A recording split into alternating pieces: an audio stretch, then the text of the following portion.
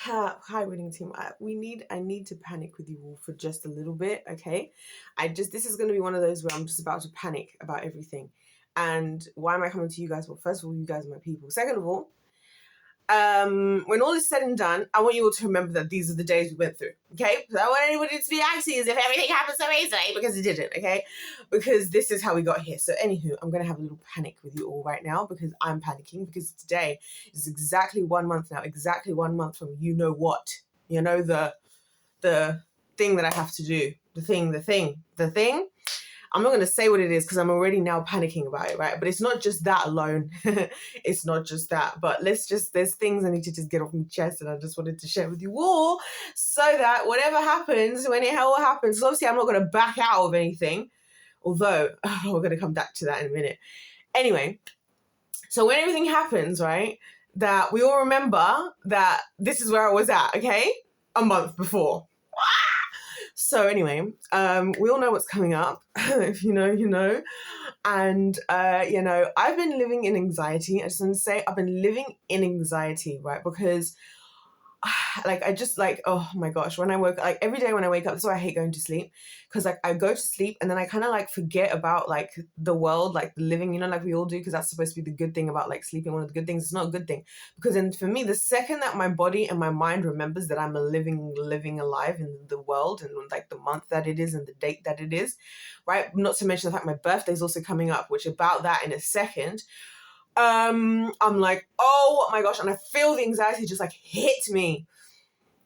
And then like now I feel like breathless, I feel nauseous, like it's horrible. Every day this happens. Like every day when I wake up, this is exactly what happens. And it all started, we'll come back to that in a second.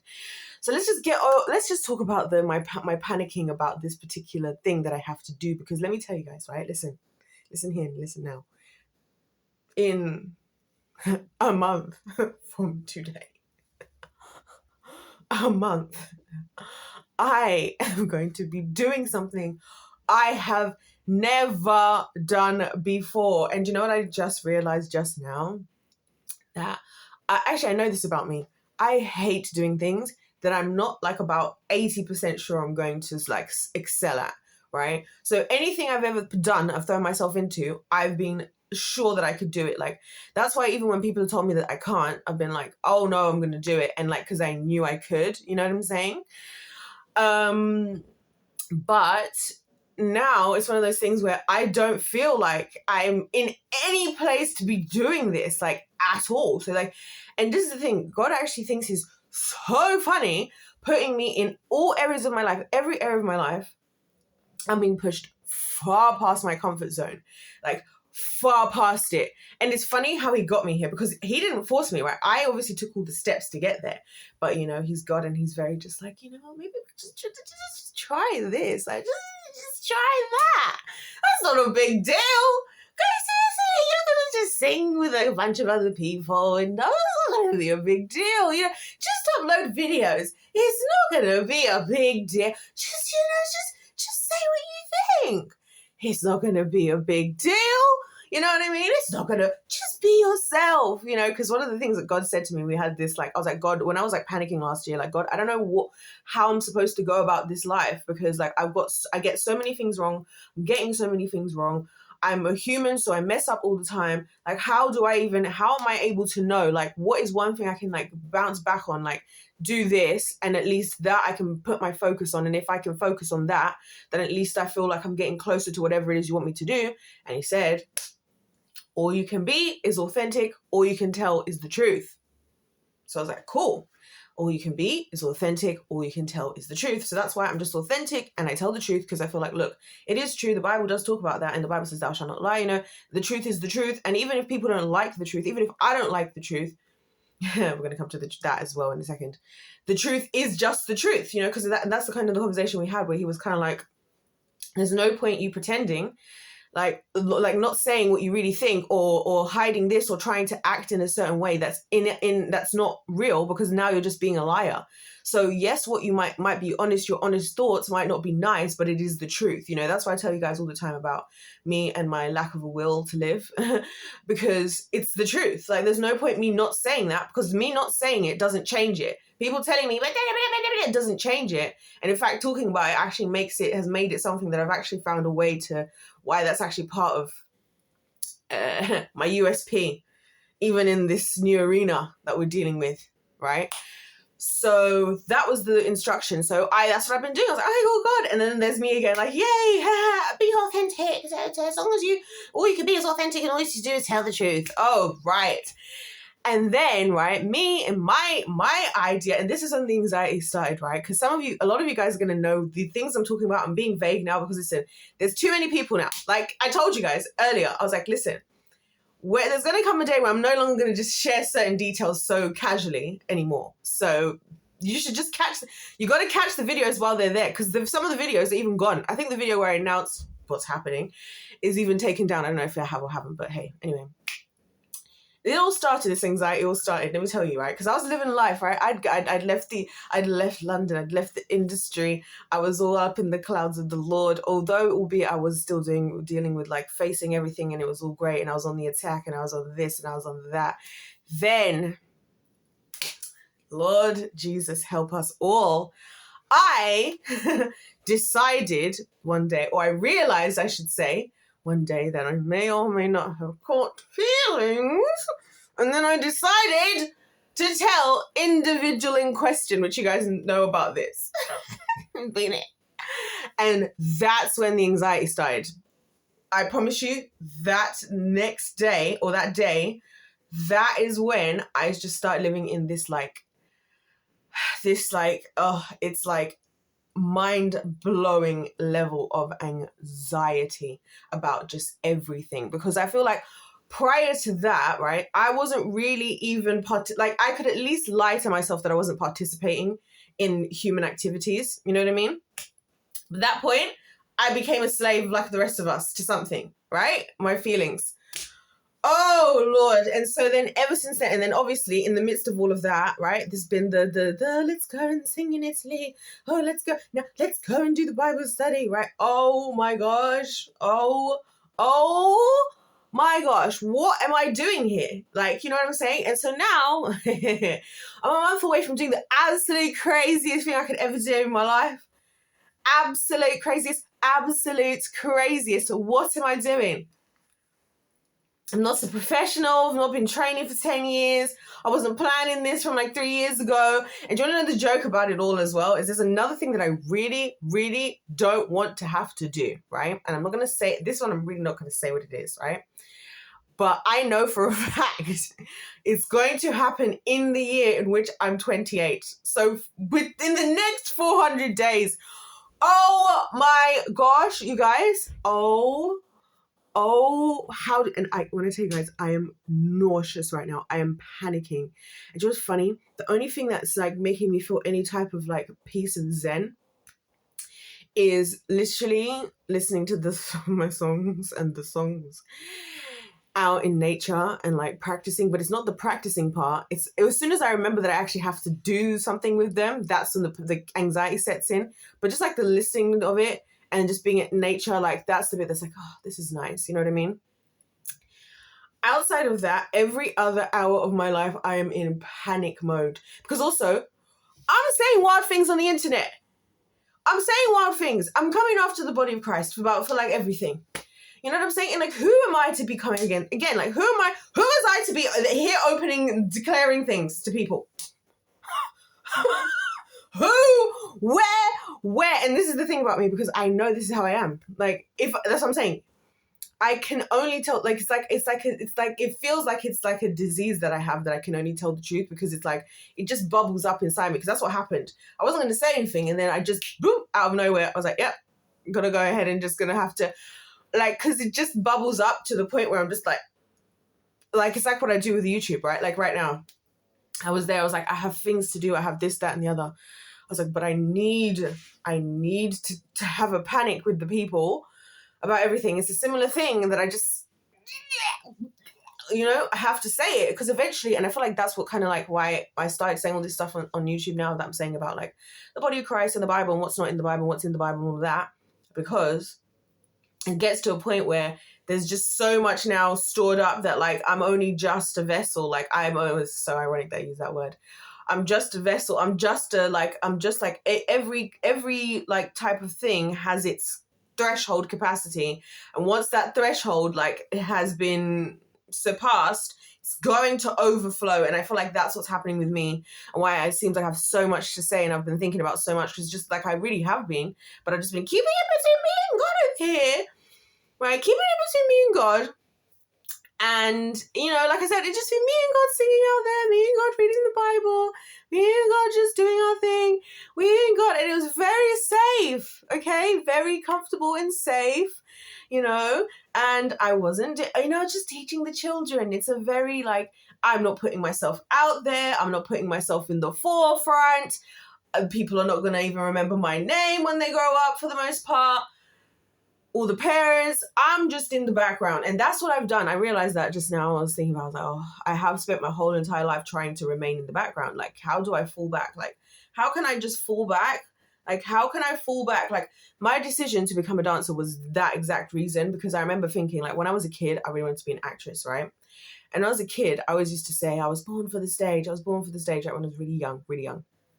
Then it switched because one day I realized that's a lot putting yourself front and center on stage. Like, that's kind of crazy.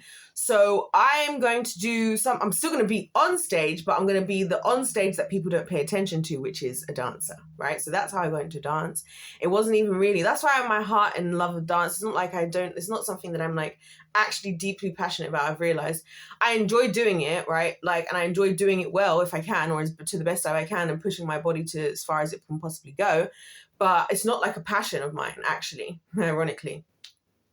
So you would think after all the dance I'd done, you'd think that was my passion, which actually makes sense now. Because now I realize that all my creative blockage wasn't because I was having a creative blockage, because I was doing something I wasn't that passionate about. It wasn't coming from within so much. So like a little bit, but not really. Like there's certain things that I do that really come from within. And there's other things that I kind of just do because I can do them. So it's kind of like teaching, I can just do it. Teaching and dancing for me on the same level.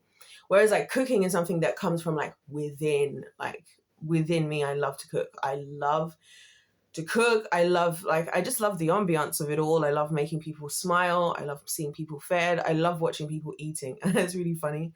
I don't really like to eat myself. I don't really eat a lot, really. I love watching people eat though. There's just something satisfying about it. I'm one of those, right? I love making, like, and especially if I've cooked food for them, I just love to just see them enjoy themselves and just be like, so that comes from within, you know what I mean? And other things I've realized also sort of happen to come from within. Anyway, so I was doing that because I was like, yeah, I can still do something creative. I can still be in the creative industry. You see how my brain just does everything as in like the most logical of like the, how do we do this and how do we do that? And this is the problem, because now I'm not in control of any of this. I'm not in control of like, I have no control of anything. I have no control of what's going to happen on the day for this, because who knows? Because I'm now trusting in a muscle that I'm not used to trusting and not trusting in. And I also have this thing, because once upon a time, a few times during dance performances, right, you guys as well, this is the other thing, right? So the time I got the big trophy, where I'm like, yeah, I went to this trophy, got this trophy. Yeah, I messed up the choreography in the first 8 count. My own choreography. But like, it was just like where I did just the one wrong move quickly kind of thing.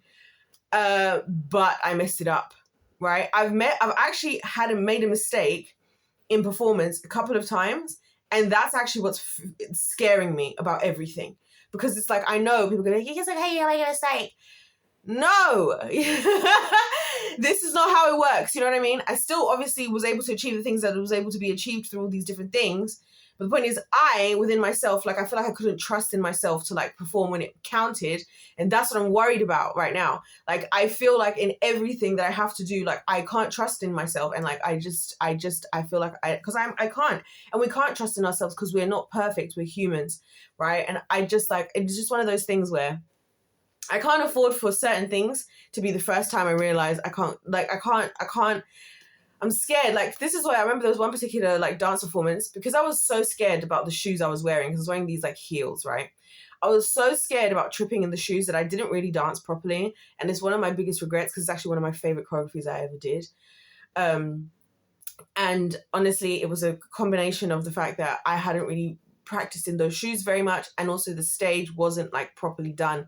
And this is another thing that people tend to take for granted when you watch performances and performers.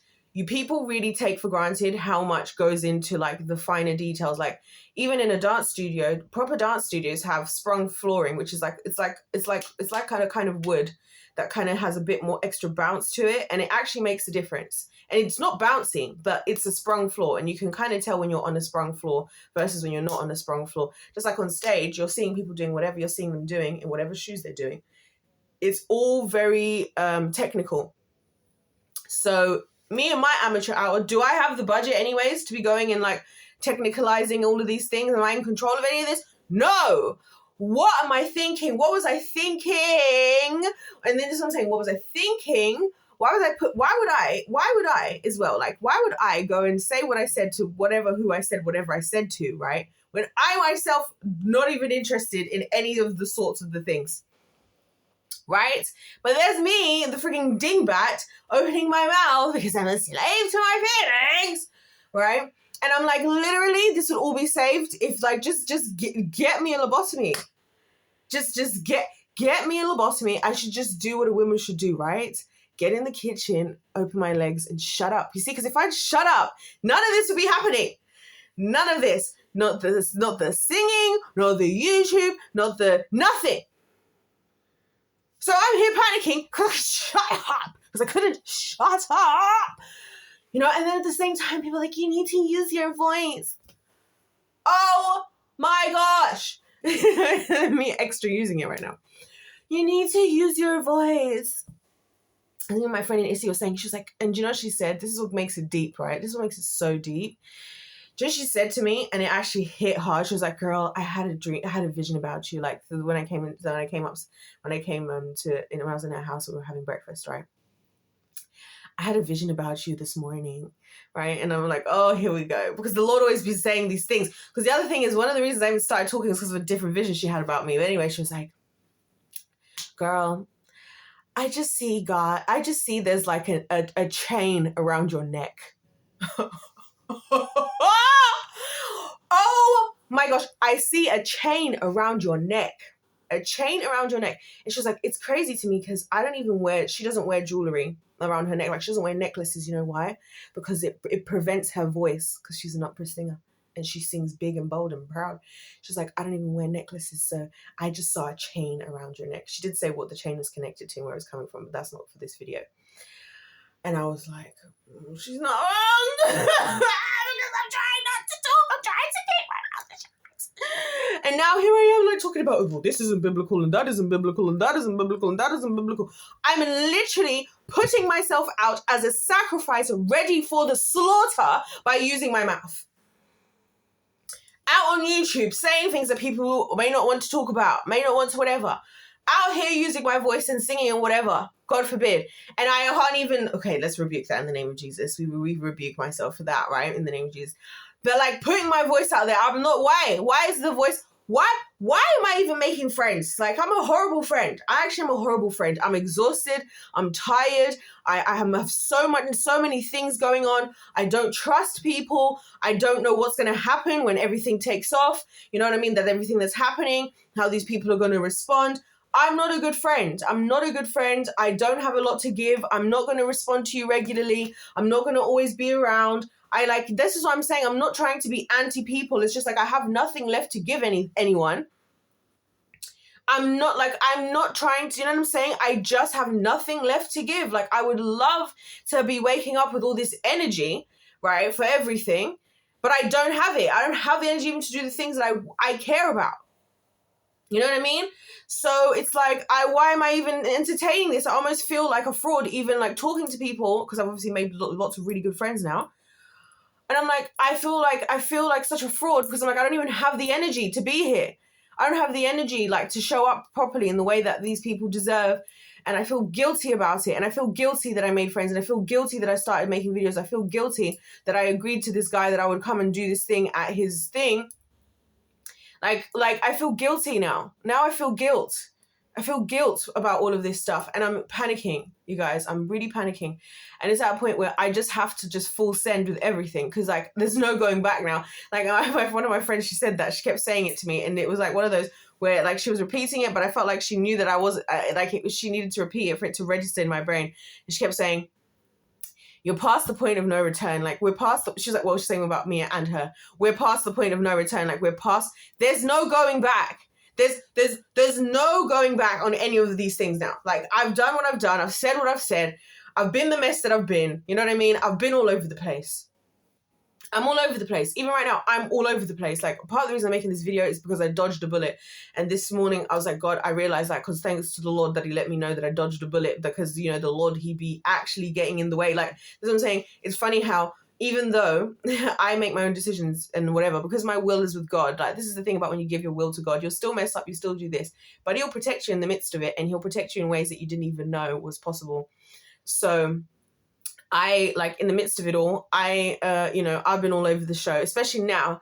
Now I feel like I've been, I wouldn't call it, I've been like testing the boundaries of things recently, because I'm like, well, I don't want to, like, because here's the other thing, and this is the thing that I'm the most fearful of, right? Of all things, right? I fear being successful. Because you know why? The second that you're like successful at something, I've experienced it, people then start to look at you as something, like someone to look up to. And that is the thing I am so done with. I'm no one and no one to look up to. Literally no one. And it just happens naturally. Like, and it's just, people say statements to me. And it's like, the thing is, let me tell you, it is very much a childhood trauma, like response, whatever you want to call it, kind of thing. Because like I was thinking about this, how when I was so growing up, right, a lot of times I was like, you know, we all factor into different positions. And for whatever reason, I was always somebody that felt like I had to succeed. Like I had to work hard. Oh, I don't want to get into the nitty gritties of it. I felt like I had to excel for people to love me, right? That's like my trauma. That's why I purposefully now been disappointing people. Like I made a decision last year to start disappointing people on purpose so that I could be comfortable with not being perfect, right? So that's why now, even when you first came to my videos, I'd spend an hour and a half doing my makeup perfectly and doing this and doing that, and now I'll roll out of bed and start recording, and I'll just say whatever I have to say, because I'm like destroying. Like sometimes you have to like proactively go against something. So for me, doing that is like, let me just be all over the place and just like not do what I used to, like to break away from it, right? Which has actually helped. It's part of the reason why I've been all over the place and all over the show, and kind of been okay with disappointing people recently, the last couple of years, because I'm like, you know what? I got to get okay with that, not for them, for myself, right? So that I know that like I don't equate success with that, you know what I'm saying? So anyway, so a lot of people would think, and I have thought throughout the years, like, oh wow, you know, like I've had so many people younger than me, this is the sad thing, right? Say to me, growing up, my parents always said that I should be more like you. I should be more like you. I should be more like you. You are my role model. Like, you'd be shocked how many times I was told that. And again, because as far as the adult population, I've always been, when I'm amongst adults, I've always been one of the youngest. When I'm amongst like younger people, I'm always the oldest, or one of the oldest, almost always. So I'm always like looking down, and it's like, oh, and then also, whether I like it or not, and this is what was unfair. This is why I don't really want to have kids, because I don't want to have to put this pressure onto any of them. Whatever the oldest person does, whether we like it or not, we're always going to be like influence the younger ones in some way, right? Because they're going to see like, oh, you did this, so that's permissible. You did that, so you know what I mean? It's the same thing like being in leadership. If you're a leader and you do something, then the people who are like looking up to you are going to trust that if that person does that, then that's okay. If that person doesn't do that, then that's not okay. And it's a natural human thing that we all do. I mean, I do it with the leaders and who I follow. Do you know what I'm saying? But it was just a lot of pressure. So like, it was just like, I feel like the whole of all of like my life up until this point, before where I'm about to just throw myself headfirst into a bunch of things that I had never tried to ever do before. The whole problem was that like, I would always be successful at things because I felt like I have to, because I don't have a choice. Like I don't have a choice to fail. I don't have a choice not to succeed. So it's not like I would succeed because, oh my gosh, I'm just naturally gifted so much.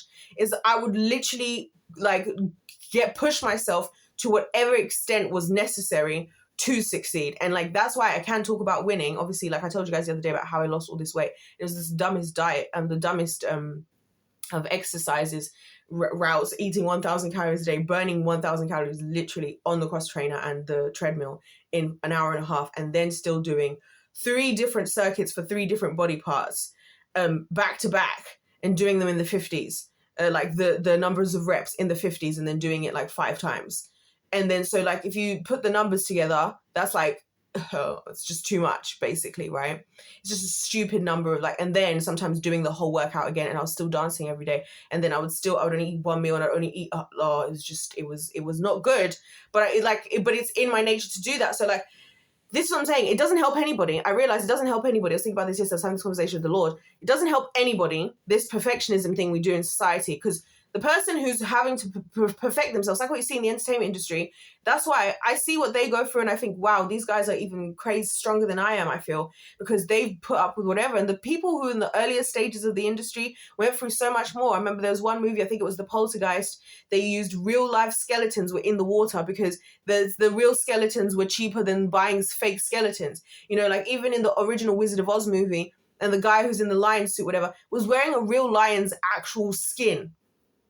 Like a lot of these old tricks you used to see them do. Now we have special effects, CGI, stuntmen and women who train. Before, people just did their own stunts and people were getting injured, like for real, in the entertainment industry. Like it's dark, right? It's so dark. Like this world is a dark place. Anyway, and the things that people push themselves to, like just to succeed, like I think about the same thing, like when it comes to bodybuilding, powerlifting, we all know about the steroids use and whatever. We know in Hollywood, like for them all to look how they look, they're all on 8 different thousand drugs that are helping them to lose weight. They're all getting plastic surgery left, right, and center. Brad Pitt was actually looking handsome for the first time, in my opinion. I never thought he was that handsome when he was younger. But then when he grew into his grown man era and he had some grace coming through, I was like, oh, all right, Brad Pitt, you know what I mean? But now he's looking like Zac Efron, because again, what was Zac Efron doing? He's injecting himself. Like, people put themselves through insane things, right?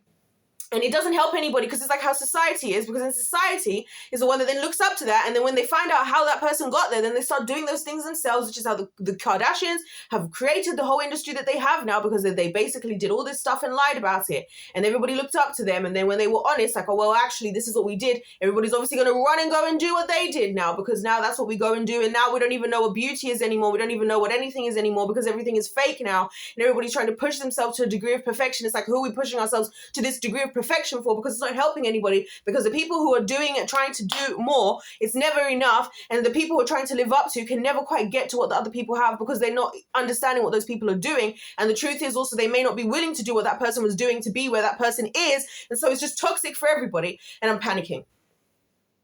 This is why I should have got a lobotomy. If I'd been born like 80 years ago, however long ago, maybe like 60 years ago, especially with my thinking and my lack of just going with the not rocking the boat, right? They would have just gone ahead and just, you see, before this prefrontal lobe had fully, whatever it is, you call it, fully developed, they would have just got rid of that thing. I find it kind of funny, isn't it? That's the same part that they actually destroy in the lobotomy anyway. So do you see what I'm saying? So it doesn't help anyone. It doesn't actually help anyone. And this is my problem. It's like the same thing in the church, right? People look up to these people and then they're like worshiping this, like this whole Pope thing. This Pope thing is driving me insane. This Pope thing is honestly severely making me feel such deep despair, right? Like, I'm not gonna lie, it's actually great to have so much material to like draw from in a time when I have to do something creative. And despair is it. I can tell you that much, right? It's so much despair, I feel, like to watch the world like drones, having all these services all over the world for this guy. Why? Because he's the perceived someone to look up to, godly figure, perceived. But the truth is, oh my gosh, the truth, we're not even ready for the truth, because I'm not even going to say, because I know people can say, like, but we don't even know, because why are we going to talk about that now? Because the guy's dead. Oh, and this is my other problem with the world. As soon as, oh my gosh, Lord, get me out of here. Get me out. Get me out. The truth is, right, it's always this. But then we don't think about the hundreds and thousands of people that have been hurt. And this is my problem. When we're all defending, like, oh, we don't know if Bishop so-and-so did this, and if preacher so-and-so did that, or if the Pope did this, or if someone's, let's wait for the documents. We don't know if Diddy really did this. We don't know if whoever really did that, right? Do you know who we're not making excuses for? We're not listening to the people affected. Do you know who I'm thinking of? The hundreds, the thousands of people through decades that have been hurt. And all those people are being silenced because we just want to spend so much time being enslaved to these idols. So no, do I want to participate in this whole thing? No. I don't want to participate. Would I love to do it for the enjoyment? Would I love to do it to like have, you know, for the sake of the community that would, you know, whatever, and like, you know, whatever? Yes. But everything that comes with so many things is just not worth it. Like, I've experienced it. It's not worth it. It is not worth it at all. And it doesn't help because you know what that's going to happen? This is why I'm crashing out on purpose. I'm disappointing people. I'm telling you guys, I messed up again. I messed up again for a reason. So that you don't then think, oh, I'm somebody to look up to. You don't then think, oh, she makes a mistake now. Let's grab our pitchforks. You know, the perfectionism again. It's like the same thing again. Anything you do as a human, I feel like anything you do when it comes to the people, not God. With God, something with God, we can do all these things we do comfortably. We do them in peace. We do them in tranquility and bliss. As soon as it comes to the world, anything you do, you put yourself in any single position and you are under the scrutiny of the jury of the sheeple. That could be being, that could be me as a teacher. That could be me as a woman. That could be me as a friend. That could be me as a daughter. That could be me as a freaking what else? As a mother. That could be me as a business owner. That could be me as a YouTuber. That could be me as a singer. That could be me as everything. No matter what you do, the jury of the sheeple will always and forever heavily critique you. And the higher you go, the higher the critique. And honestly, I don't think it's worth it. That's the truth. I don't think it's worth it. This is why I don't want to participate in my own winning season. I'll be honest. Crashing out again. This is why I'm panicking. This is why I have the anxiety, because it's just like, it's not that I'm worried about, oh no, I'm not so, I know that I don't know what I can do, honestly. It's just like, I know what I'm selling myself up for. That's why I just want to run away and hide and be somewhere where no one can see me and there's no one. There's just no one. I can't disappoint anybody. I can't whatever. Because it's just too much pressure and I'm exhausted. You know what I mean? And I feel like I've done my shift as well already. I feel like I've done more than a lot of people have. And I feel like I should be given a break at this point. Like, and you know what's funny? Maybe the break that I needed isn't the break that I thought I needed. There's a revelation, potentially. You know what I'm saying? I don't want to do it. I don't want to do it. I don't want to disappoint anybody because people deserve better. People deserve better leaders. People deserve better, you know, everything. All the things I'm talking about. People deserve better teachers. People deserve better women. People deserve better, you know, whatevers, right? We all deserve better. So it's not about what people deserve. It's not that we're wrong to critique others, right? It's the fact that we pick and choose is my problem. And I already know from the 27 years that I've lived, it's about to be 28, that I happen to be on the side that gets the higher critique, while other people get shoved under the carpet and just, oh, we're just going to put that to the side and we're just going to forgive them and we're just going to ignore that.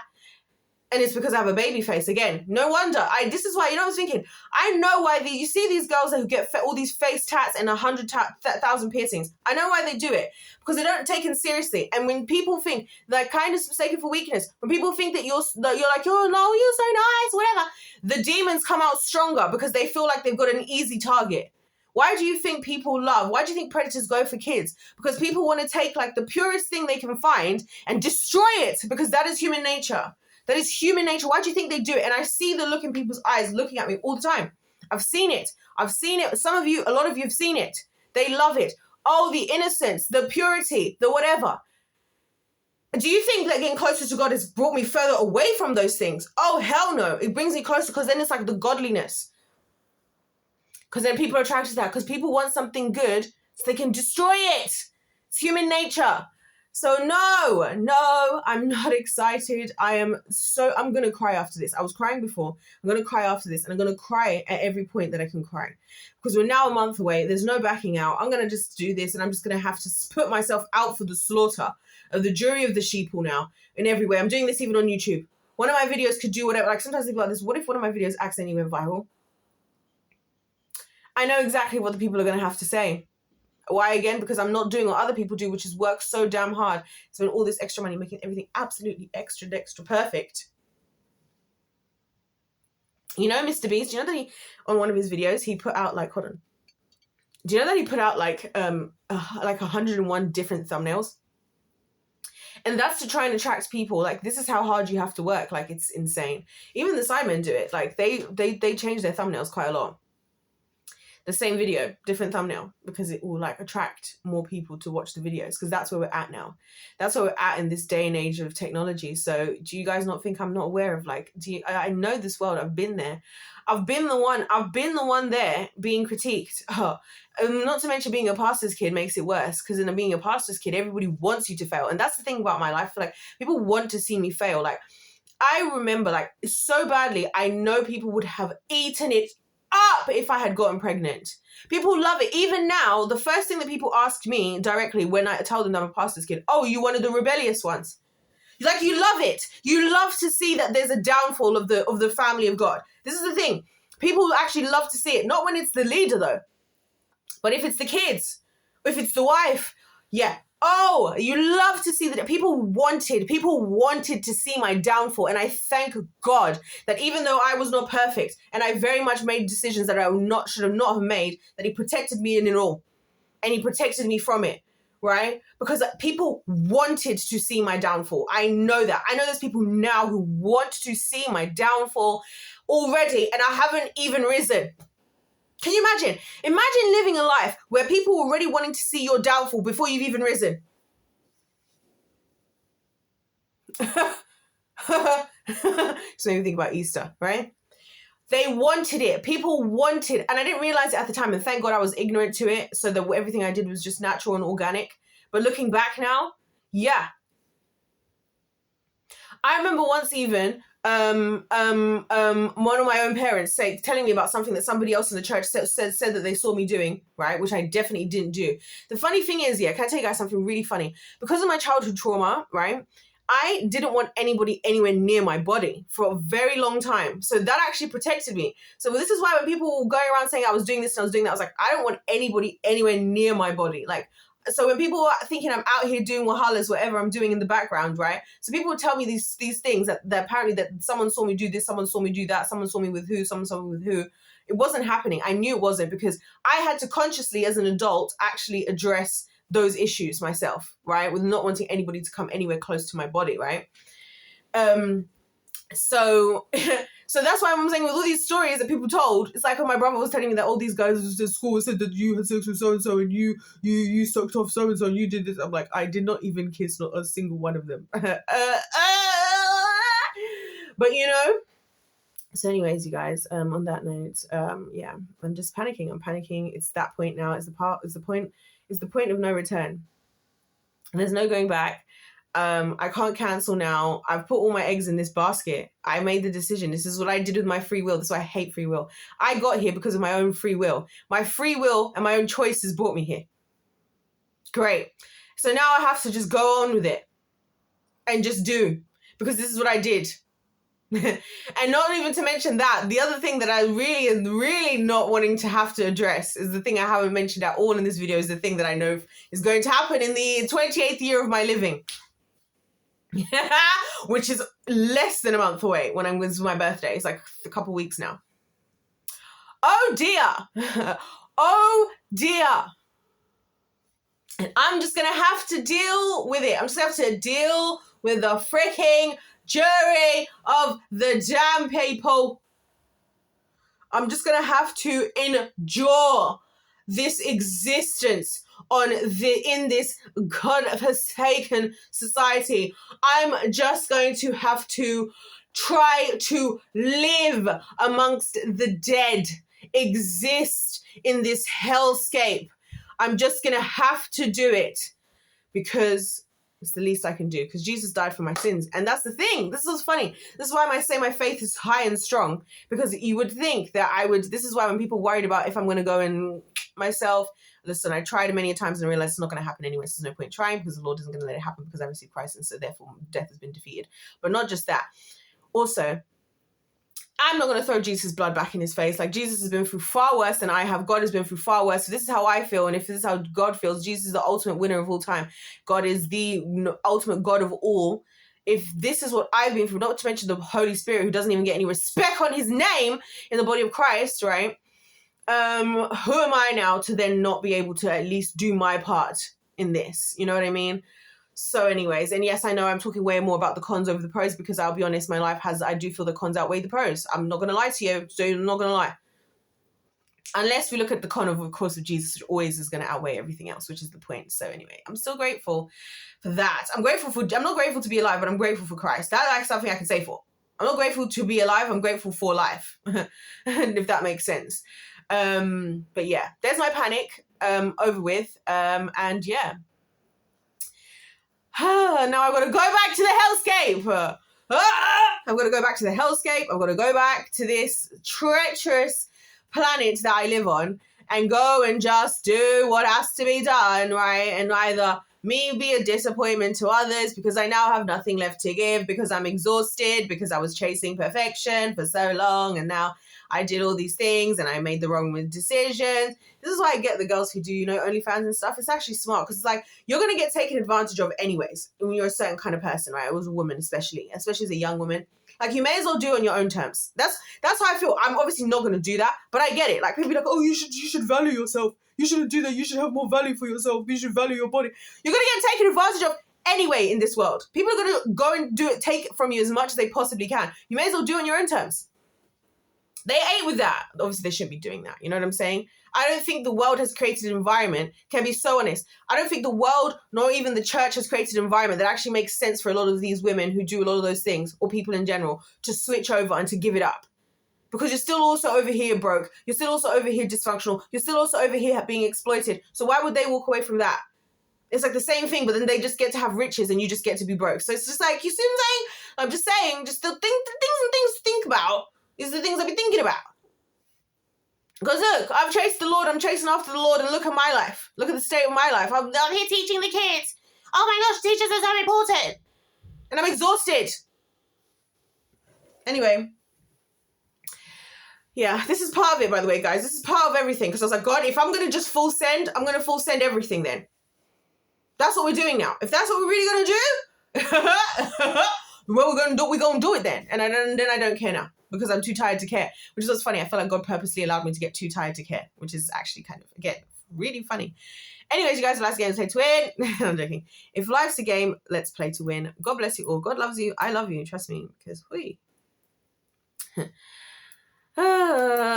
anyways, you guys, I'm so grateful for the winning team. You guys really make everything worth everything. Like, really. Because I'm like, you know what? This might be like this and that might be like that. But you know what? The winning team? Those people? Them over there, I like them. And yeah, also, do you know that it never even occurred to me for a long time, like, that whether it's important if you actually like the people that are you around? It's only recently that I decided, like, I was like, you know what? I'm only going to spend the rest of my life. Like, I will love people from a distance, but from a close proximity, I'm only going to have people around me that I like. And when I decipher the difference between those two things, oh, that was another game changer. Can you see, guys? I'm just another ignorant, lost individual who doesn't know nothing from nothing and doesn't know all the obvious things that I'm supposed to apparently automatically know in the exact second overnight that would have taken place almost exactly 10 years ago when I went from being 17 to being 18 and becoming an adult. Anyways, you guys, I'm going to leave it there because, yeah, thank you for being here for my panic. If you've been here for the full panic, please let me know that you were here for the full panic, because it'll make me feel better that I had people to panic with, right? Anyways, you guys, God bless you all. God loves you. I love you. And I'll see you in the next one.